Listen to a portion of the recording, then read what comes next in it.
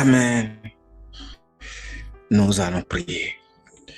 Adorable Père, dans le nom puissant de Jésus, voici encore un autre moment où tu veux agir à travers ta parole. Tu veux nous enseigner. Seigneur, utilise-moi ce soir dans le nom précieux de Jésus, afin que tout ce qui sortira de moi, que cela viendra de toi. Je ne connais rien, Papa. Sans toi, je ne peux rien. Permets que je sois vraiment une bénédiction pour les frères et sœurs qui vont écouter ta parole à travers ce que je voudrais dire à cet instant. Grand roi, grand Dieu, mais que ton esprit, ta force sort dans accompagne cette parole ce soir pour le changement des cœurs, des vies qui vont se connecter, qui sont déjà connectés un peu partout. Au nom puissant de Jésus, je viens de prier. Amen. Alléluia. Alléluia, gloire à Dieu. Amen. Bien-aimés dans le Seigneur, nous avons débuté une nouvelle série la fois passée que j'ai dénommée la sémence de Dieu. Donc, Dieu m'a permis de continuer dans cet enseignement, dans cette vision, pour que ces enfants puissent être bénis. Et le premier jour, je disais que quand nous allons parler de sémence, d'abord, Dieu lui-même est un Dieu de sémence et il a sémé lui-même. Il a sémé son Fils Jésus-Christ pour nous avoir. C'est pourquoi la Bible nous a dit, lorsque nous étions encore pécheurs, nous étions vraiment dans la boue, nous étions sales. Pourquoi? Parce que nos ancêtres, Adam et Ève, nous a vendus, nous a légués à Satan par leur comportement, par la semence satanique qu'ils ont reçue de l'ennemi. Dans le livre de Genèse, chapitre 3, quand le serpent est venu avec toutes les ruses et il a donné cette semence de mensonge à la femme. Il a donné cette semence de la tromperie à la femme. Il a donné cette semence de l'abortion, de cette semence de tout, sorte de mauvaises choses, la honte, la maladie, etc. à la femme. Et elle pensait que ce que Satan faisait dans le temps, que c'est pour son bien, ne sachant pas que Satan est en train de les voler les bénédictions à travers cette semence qu'il est en train de semer, de dire, bon, de prendre, de manger cet arbre que Dieu a défendu. Et dès que la femme a eu goûté et elle a donné à son mari, voilà, automatiquement bien-aimé dans le Seigneur, l'immédiatement bien-aimé dans le Seigneur, ils ont fait le transfert de de leur bonheur. Ils ont fait le transfert de leur destin. Ils ont fait le transfert de tout à Satan. Gratuitement, sans gêne. Et Satan s'est réjoui. Et Satan dit, bien, je les ai eus maintenant. Je verrai comment Dieu descendre encore dans cet état pour communiquer avec eux. Mais bien aimé dans le Seigneur, malgré cela, Dieu est descendu dans le jardin. Et quand il est descendu dans le jardin, la Bible dit que les autres, ceux à qui les bénédictions ont été volées, quand ils ont entendu le bruit, quand ils ont entendu la voix de Dieu, ils ont fui, ils ont couru. Pourquoi? La peur est rentrée dans leur vie. Alléluia. Ils ont honte d'eux-mêmes. Et qui a semé cette semence de la peur? C'est l'ennemi. Pourquoi?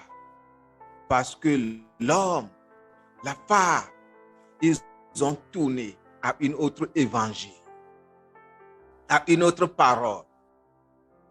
Ils ont laissé leur oreille à des choses qui ne devront pas se laisser leur oreille pour écouter. Bien-aimé, c'est pourquoi je te dis ce soir, ce n'est pas toute chose qui est vraiment édifiant à écouter. Ce n'est pas toute chose qui est vraiment édifiant à écouter. Il faut toujours écouter ce qui édifie ton âme, ce qui donne la vie à ton âme, ce qui va revivre ton âme qui est en train qui a déjà dans l'état de problème. Il faut toujours donner ta vie à ces choses.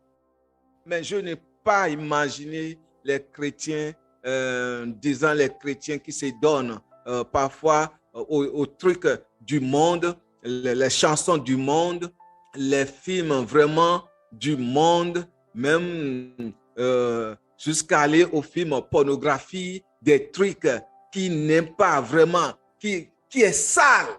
Et tu te dis chrétien, enfant de Dieu. Il y a quelque chose qui ne cloche pas. Ça ne va pas. C'est comme si tu n'es pas normal.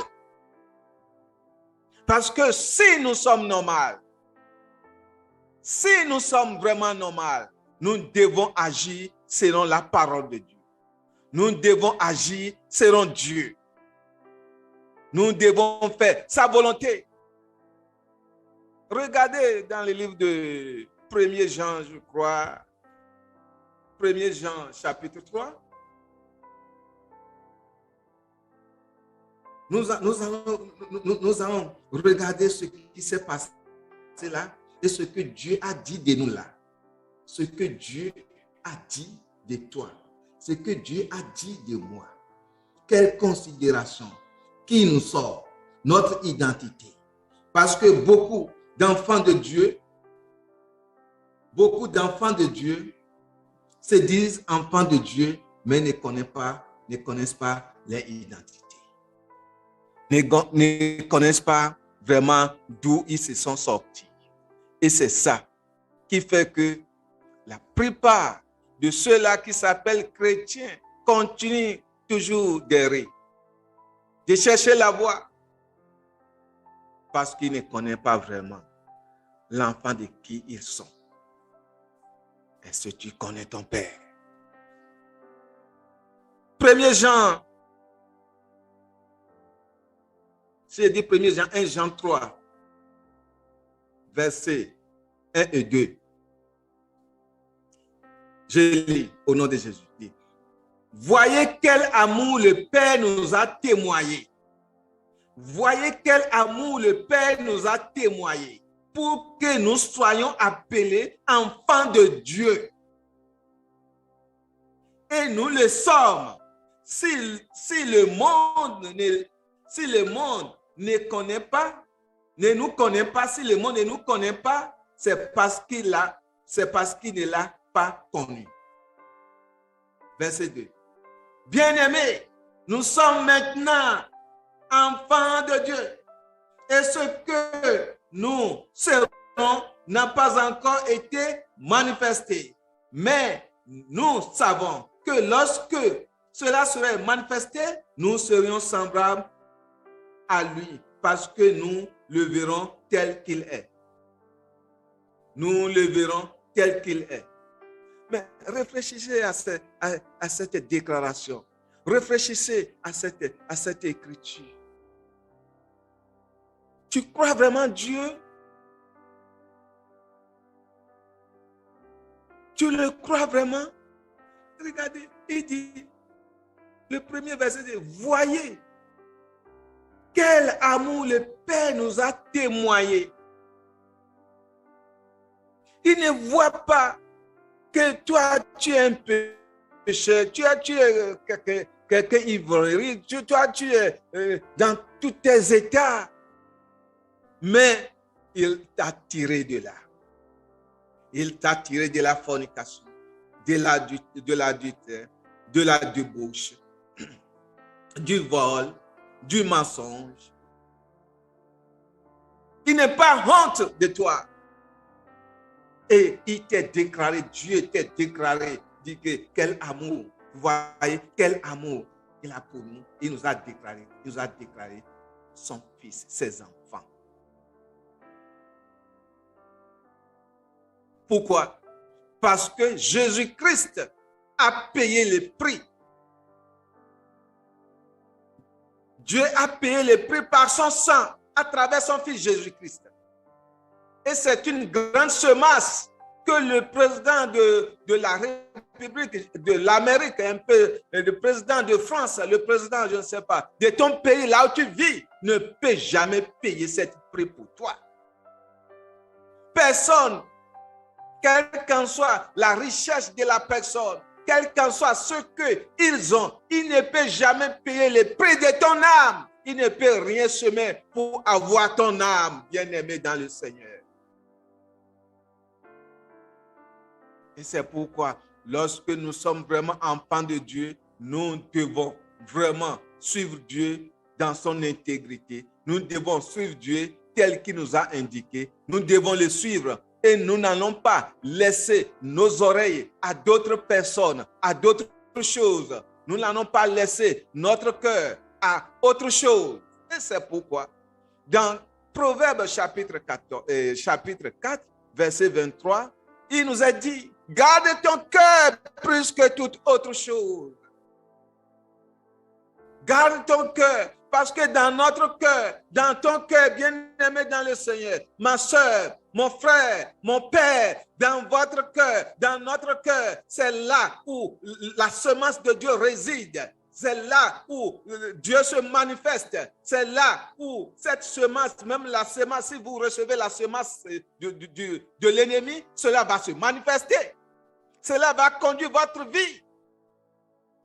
Il n'a pas dit garder votre argent. Il n'a pas dit garder votre véhicule. Il n'a pas dit garder votre mari. Il n'a pas dit garder, je ne sais pas, tout ce que votre fortune, tout ce que vos bijoux, je ne sais pas, ce que vous avez. Non, garde ton cœur, parce que ton cœur, c'est toi. Ton cœur est toi. Ton cœur est toi. Et qu'est-ce qu'il y a dans ton cœur? Quelle semence est dans ton cœur? Quelle semence? Parce que la semence qui est dans ton cœur, c'est ça qui va se dégager. C'est ça qui va se montrer. C'est ça qui va se manifester. Cette semence, c'est ça qui va se manifester. Bien-aimé, tu ne peux pas te cacher longtemps. Oui, tu peux faire hypocrisie maintenant. 1 an, 2 ans, 3 ans, même voire 10 ans. Mais la fin va déterminer. La fin, ce qui est en toi, la semence qui est en toi, ça va toujours finir de sortir. Ça va sortir. Mais n'allons pas lui dans l'écriture. La Bible dit que tout ce qui est caché va se révéler à la lumière. Va se révéler. Bien-aimé, prends cet exemple. Lorsque le cultivateur va au champ et met cette graine-là, cette semence-là sur la terre, ça pourrit et après, ça prend une autre forme. Ça prend une autre forme et ça germe et ça vient, ça sort de la plante et ça sort. Ce qui est enterré ce qui a pourri, ça prend encore maintenant une autre vie et ça sort. On voit l'arbre, on voit que ce qui a été semé, c'est ça qui est en train de sortir. C'est la même chose, bien-aimé.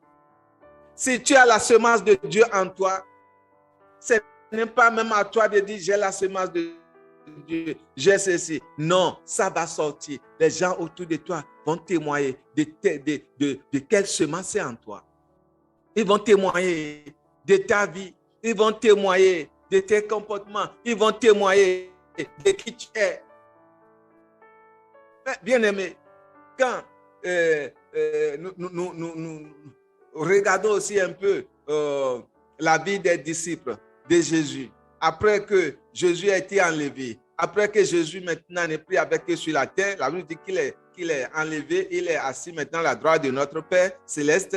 Maintenant, pour la première fois, je crois dans le livre d'Actes chapitre 12, pour la première fois, les gens, ils ont vu les comportements, ils ont vu la semence qu'il était avec eux, ils ont vu, constater. Ils ont dit, c'est petit Christ des chrétiens, il devait être avec le Maître. J'ai pris mon frère, si vous avez ce verset-là, ça rapidement, je vais voir ça sur l'écran. Voyez. Donc, il dit, ceux-ci, ils sont vraiment des enfants. C'est qu'ils ont vu le semence que le Christ a semé. Ils ont vu ce qu'il a semé. Bien aimé, quand on parle de la semence, ce n'est pas, je ne parle pas de l'argent. L'argent aussi fait partie de la semence. Parce que tout ce que Dieu nous a donné, c'est une semence. Ta maison qui t'a donné, c'est une semence. Ta voiture qui t'a donné, c'est une semence. Tout ce que Dieu nous a donné, c'est une semence. Et c'est pourquoi il nous a montré le chemin. Lui-même est un Dieu de semence. Il est semence. Il a semé son fils. Et maintenant, à travers son fils, le monde entier crie aujourd'hui Jésus, Jésus, Jésus, Jésus, Jésus. Parce que le seul Jésus qui a été fait le sacrifice pour le monde entier, c'est ce Jésus-là maintenant, nous sommes appelés. Et c'est lui notre sauveur. Il a fait ce sacrifice pour le monde entier. Tout le monde entier, bien-aimé. Les musulmans, les bouddhistes, n'importe quelle religion qui se crame aujourd'hui. Non. Dieu est unique. Et le vrai Dieu, c'est le Dieu de la Bible. C'est le Dieu de la Bible, tu veux ou pas. Le vrai Dieu, c'est le Dieu de la Bible. Le Dieu d'amour. Tu peux être, je ne sais pas, Boko Haram. Le Dieu d'amour t'appelle. Il dit non, cessez de tuer. Il dit la vengeance est à moi. Vous n'allez pas vous venger. Pour moi, il a le pouvoir. Bien-aimé, quelle semence est en toi? Quelle semence est en toi? Merci. Nous allons lire Acte 12, verset 26. Non, Acte 11, verset 26. Amen. Vous voyez, je parlais de lorsque Jésus, après avoir quitté les disciples, maintenant, les vies ont commencé par se manifester. Les comportements ont commencé par se manifester. La semence que le maître a semée en eux a commencé par sortir. Et les gens qui avaient vu l'acte du maître, ceux-là qui avaient vu le comportement du maître, la manière il parle, la manière il prie, tout ce qu'il faisait, et ils connaissaient le maître, en voyant maintenant ses disciples, en voyant maintenant ces personnes à l'Antioche, le verset 22 dit, et l'ayant trouvé, il l'amena à l'Antioche. Pendant toute une année, il se réunit aux assemblées de l'Église. Et ils enseignaient beaucoup de personnes. Ce fut à Antioche que pour la première fois, les disciples furent appelés chrétiens. les disciples furent appelés chrétiens. Pour la première fois en Antioche, ils furent appelés chrétiens. Parce que le maître a laissé quelque chose, a laissé une trace, a laissé une bonne semence. Ceux-là qui ont accepté la bonne semence, ceux-là qui ont accepté de le suivre, ils ont vraiment, cette semence a commencé par se manifester. Quelle semence est en toi? Vous savez, la même manière que l'ennemi, le diable est parti dans Genèse chapitre 3, dont j'ai donné, après des premiers versets, la même manière que l'ennemi a trompé Adam et Ève, et la même manière dans le livre de Matthieu, chapitre 4, la même manière, la Bible dit, quand Jésus a jeûné 40 jours, 40 nuits, et presque quelques minutes, quelques heures de la fin de son jeûne, un autre enseignant arrive, un autre maître arrive. Bien-aimé, ne faut pas laisser ta foi ébranler par tout vent des doctrines. Je vais nous lire là, Matthieu chapitre 4, à partir du premier verset. Je vais lire. Alors, Jésus fut emmené par l'Esprit dans le désert pour être tenté par le diable.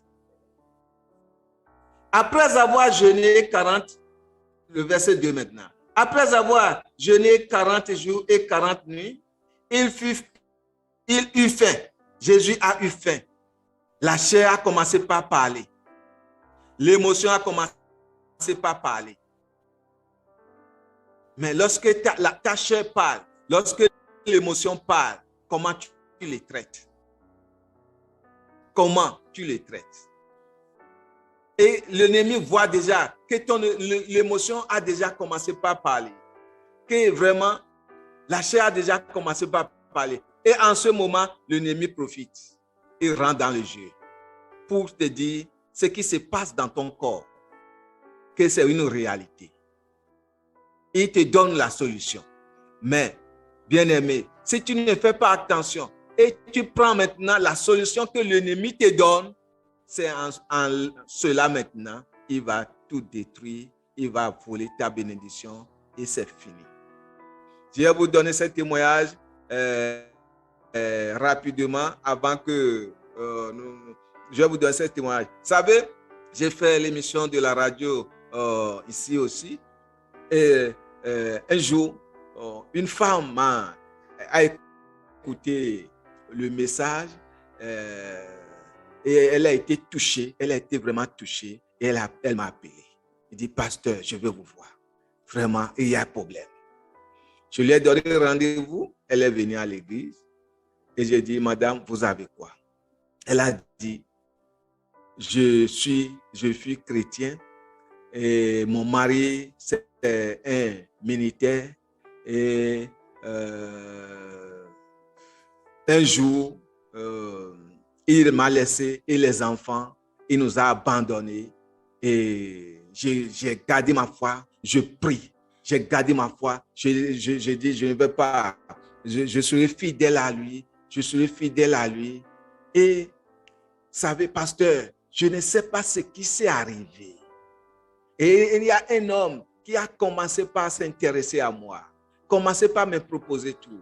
Mais avant de déjà me proposer des choses, je refusais. Mais celui-ci, je ne sais pas comment. Et une semaine après, mon mari maintenant est arrivé et il est allé voir mes parents en train de demander pardon. Je veux ma femme, je veux ma femme, je veux ma femme, je veux ma femme. Je l'ai offensé, je veux ma femme. Et mes parents m'appellent maintenant. Pasteur, que dois-je faire? Voilà que je ne suis plus maintenant fidèle. Que dois-je faire? J'ai un problème. Que dois-je faire? Bien-aimé, Satan Et si tu ne fais pas attention, si tu ne te donnes pas la parole, quelques minutes de ta bénédiction, de ton élévation, il va tout détruire, il va tout bousiller. C'est pourquoi nous devons faire beaucoup attention. Nous devons vraiment laisser la semence, la parole de Dieu, vraiment en nous, plus que toute autre chose. Et c'est la même, vous savez, j'ai donné cette image, c'est la même chose qu'il voudrait faire avec Jésus. Je suis en train de vous lire Matthieu chapitre 4. C'est la même chose qu'il veut tenter avec Jésus.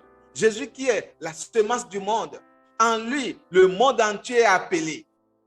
Il veut tout accaparer et il est en train de lui introduire une autre nouvelle doctrine, une autre nouvelle mesure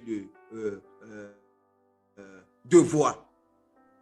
Après avoir jeûné, après avoir jeûné 40 jours, 40 nuits, il fait le tentateur. S'étant approché, lui dit, si tu es fils de Dieu, ordonne que ces pierres deviennent quoi? Des pains. Si tu es fils de Dieu. Mais dans le jardin, rappelez-vous, bien-aimés dans le Seigneur, il a dit, si vous mangerez le fruit, vous serez comme Dieu. Adam et Ève étaient comme qui? Point d'interrogation.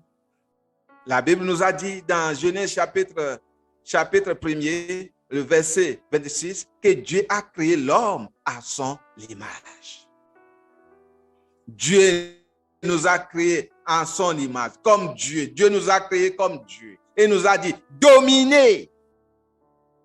Maintenant, regardez, quelques années plus tard, le verset 3, l'ennemi est arrivé, il a introduit autre chose. Il a vraiment semé autre chose, dégâts.